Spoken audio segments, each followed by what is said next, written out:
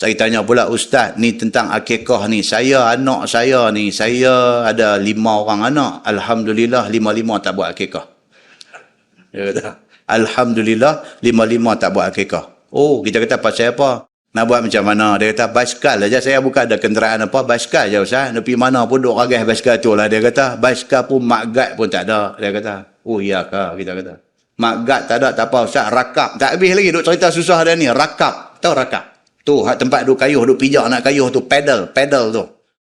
Tu bahasa Arab, rakab tu maksudnya naik lah, rabat naik tu rakab. Tu yang kata jahil murakab. Jahil murakab maksudnya jahil ganda 2, jahil atas pada jahil lagi. Jahil murakab, jahil rabat naik atas jahil. Tapi dalam kampung ni dia rakab tu, dia pergi ke basikal tu, tempat pedal pijak tu dia panggil rakab. Dia kata, Ustaz, rakab pun tinggal tajam ya, hak getah 2 tu tak ada dah, dia kata. Saya kata, kalau itu susah sungguh lah. 5 orang dia kata tak pernah buat akikah. Seorang anak pun saya tak pernah buat akikah. Cuma nak tanya Ustaz lah.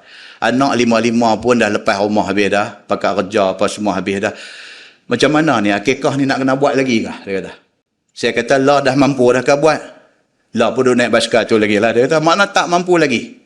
Dak ni anak saya suruh tanya, depa sendiri nak buat akikah untuk depa, boleh ke tak? Boleh tak boleh?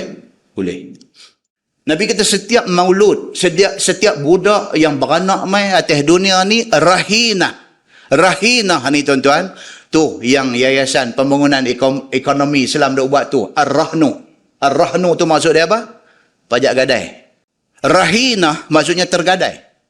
Kullu maulud, Nabi kata setiap budak yang dilahirkan ke dunia ini rahinatun bi aqiqati. Dia tergadai dengan akikah dia. Selagi mana tidak buat akikah, seolah-olah dia ni barang gadaian yang belum ditebus. Jadi kalau hari ni mak pak masih lagi tak mampu nak buat, anak dah kerja dah apa dah ada duit, dia buat akikah untuk dia sendiri, boleh tak boleh? Boleh. Dah Ustaz, dia kata tapi macam anak saya ni dia pun dah ada anak dah. Tak apa. Buat sekali, kekah dia dengan anak sekali. Sembelih ni, kekah siapa ni? Kekah hak saya tu abang pelan sikit.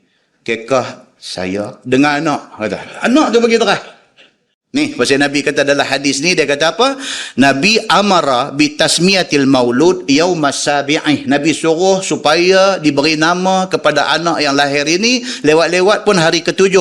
Wa wada'il adha anhu. Bila beranak keluar mai, bersihkan badan budak ni, baby ni, daripada kekotoran yang keluar bersama dengan dia.